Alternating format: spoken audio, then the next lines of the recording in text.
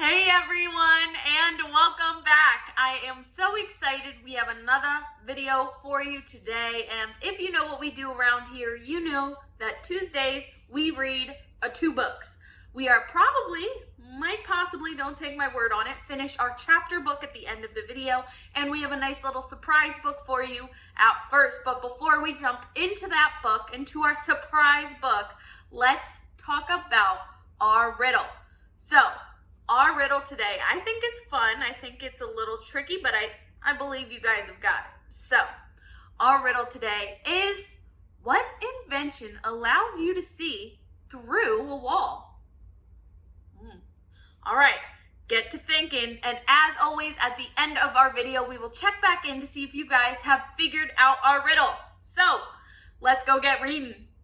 I hope you guys are as excited as I am because today we will be reading Lollopy. So Lollopy is a book that's been around since before I was born, and I also know a lot of kids who still have this little guy. His name is Lollopy. This little stuffed animal with the long legs, the crazy ears, the crazy long arms, just really cute stuff. I'm excited to dive into our book and see if there's anything we can learn from this story. So keep those ears open and those hearts open and those brains open, and hopefully there's something we can take away. So, let's jump into our book. It was bluebell time in the wood. Sophie wasn't allowed to walk alone, so she took her toy rabbit with her. Sophie's toy rabbit had long lollopy ears and long lollopy arms, and long lollopy legs. Sophie called him Lollopy. Makes sense. "Can you see the bluebells?" she said, lifting his big, heavy head so that he could see. She was sure that Lollopy nodded. Sophie wandered further and further into the wood, where the bluebells grew thicker and thicker. She stopped to pick a bunch of bluebells. As soon as she picked more and more, Lollopy slipped from her hands. When Sophie got home, her mother put the bluebells in some water. "They're lovely," she said. "But you know you mustn't wander off into the wood by yourself." "I didn't," said Sophie. "I took Lollopy and, oh, I've lost him!" Sophie was nearly in tears. "Don't worry," said her mother. "We'll look for him tomorrow." The moon came up in the sky and Lollopy's head hung down. When the rabbits tried to come out of the burrow, they found something in the way. "It's the Boogie Rabbit," said Twitch. "He's come to take us away," said Tinker. "He's going to eat us all up," said Snuff. You can see the little bunnies peeking in. "Nonsense," said their mother, and she nudged her way past. Lollopy slumped over his side. All the rabbits came out to look. "What is it?" asked Snuff. "Is it alive?" asked Twitch. Mother Rabbit lifted Lollopy's ears so that she could see into his eyes. Sophie understood his eyes. So did Mother Rabbit. "He's Lollopy," she said, "and he's lost." "We'll look after him," said her children. "He can join in our games." How very kind. But when they tried to play hide and seek with him, Lollopy just lolloped in a heap. And when they played rough and tumble, he lolled about any old how. Even when they teased him, Lollopy took no notice. They decided he was no fun at all. "I know, we could make him jump," said Tinker. The others looked at him wide-eyed. "Not the Boogie Rabbit," said Twitch. "We wouldn't dare," whispered Snuff. But they all knew they were going to try. While their mother was dozing, they carried Lollopy into the wood. Further and further they went, into the deepest, darkest middle, where the big, bad Boogie Rabbit lurked. There was silence and stillness all around. "What does he look like?" asked Twitch. "How will we know it's him?" asked Snuff. All of them shivered with fear. "Look, the Boogie Rabbit's ears," whispered Snuff. "Look, the Boogie Rabbit's eyes," murmured Twitch. "Help the Boogie Rabbit's teeth!" yelled Tinker, and all the rabbits ran home. "Where have you been?" said their mother. "You know you mustn't wander off by yourself." "The Boogie Rabbit got Lollopy," they said. "We didn't mean it. We were only playing. We just wanted to make him jump." They found Lollopy the next morning. He did look a sorry sight.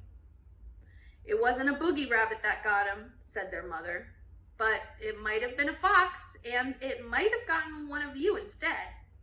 You're not so easy to mend." She sewed Lollopy's ear back on and patched up his leg.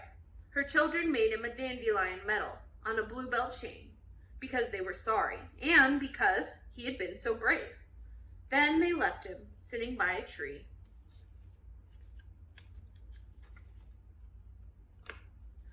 It was Sophie's mother who saw him first, but it was Sophie who picked him up. "Look at his ear and his leg," she said. "He's had an accident," said his mother, "but who could have patched him all up?" "And who made him a bluebell chain?" said Sophie, giving him a great big hug. And Sophie told Lollopy never to go into the wood again, not even if she went with him. And he never did. Aw, all right. Well, I think this was a story of making safe decisions, making sure we're staying safe when we go out, making sure we're mindful of what's happening around us. I'm very happy that we got to read this book together, guys. And now that we have finished reading this book, it is time for our positive action.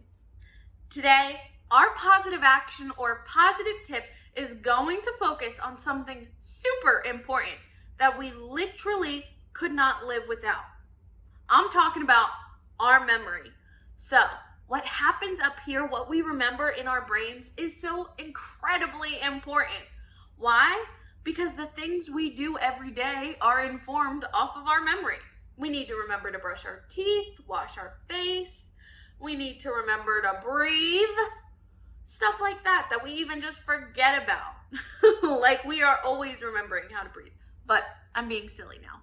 Let's talk about other ways that we can remember things and work on our memory. One of the biggest ways we use our memory is in school, right?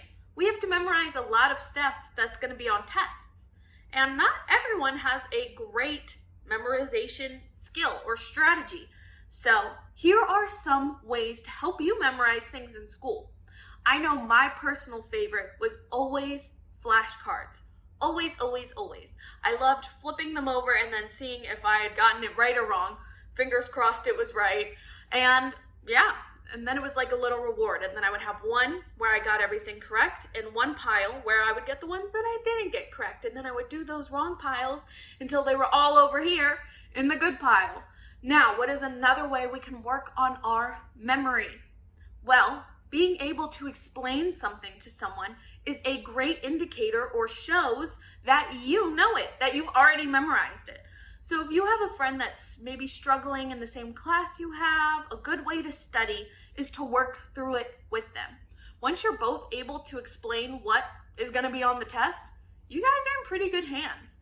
And that way it's more of a conversation instead of reading, memorizing, we're covering it, we're remembering.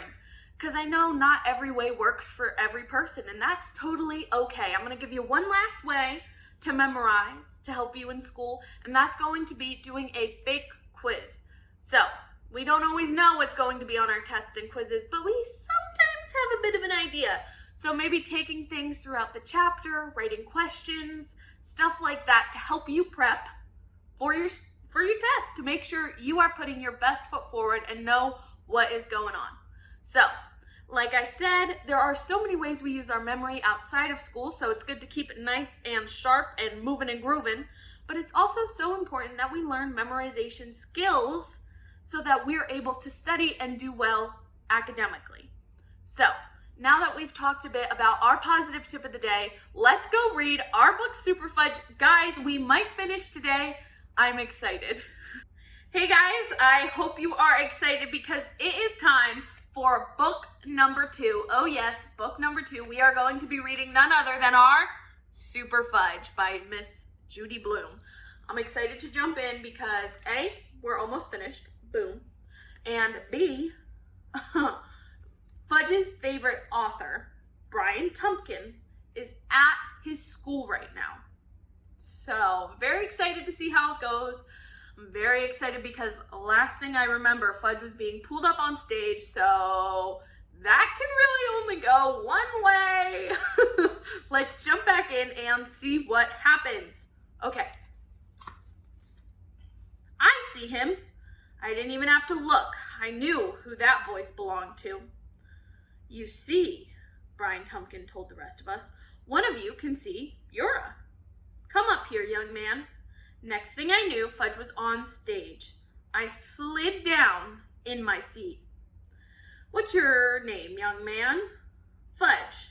Well, that's an unusual name, Brian Tumpkin said. I know, Fudge said. How would you feel about helping me out today, Fudge? It'd be a real privilege, Fudge said. I couldn't believe it. He finally learned how to use the word. You could see that Brian Tumpkin was impressed.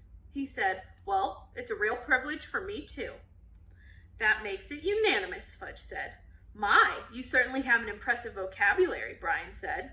I learn a lot of words at home. That's wonderful.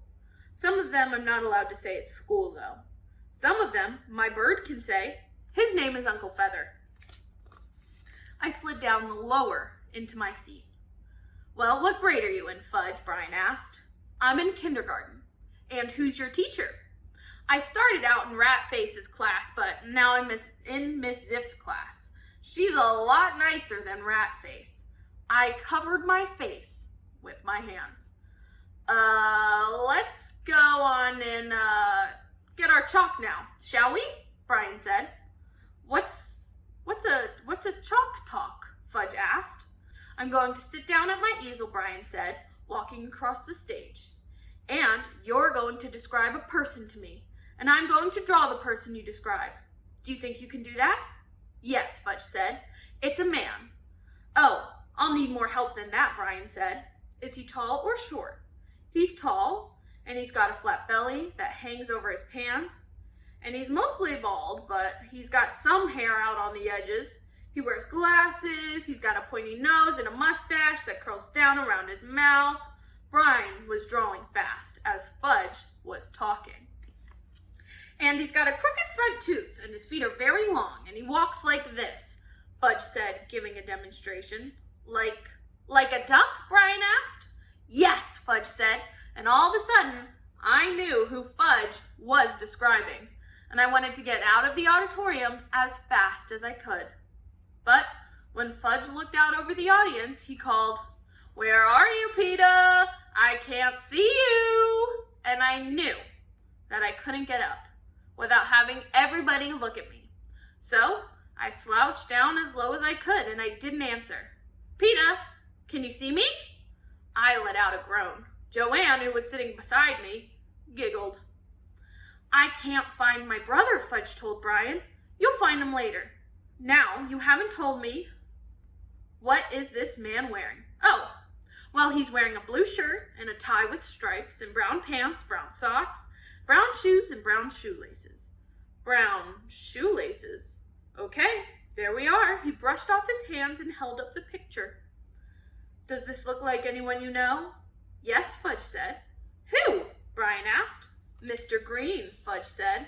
The audience erupted in laughter. Brian Tumpkin smiled. Who is Mr. Green? The principal, Fudge said. Now the audience roared with laughter. Oh dear, Brian said. Oh my. He put his hand over his mouth, and you could see he was trying hard not to laugh. Mr. Green went up on the stage and introduced himself to Brian. They shook hands. Mr. Green said, I think it's a wonderful drawing, and if you'd like, I'd like to put it in my office. Would you sign it for me?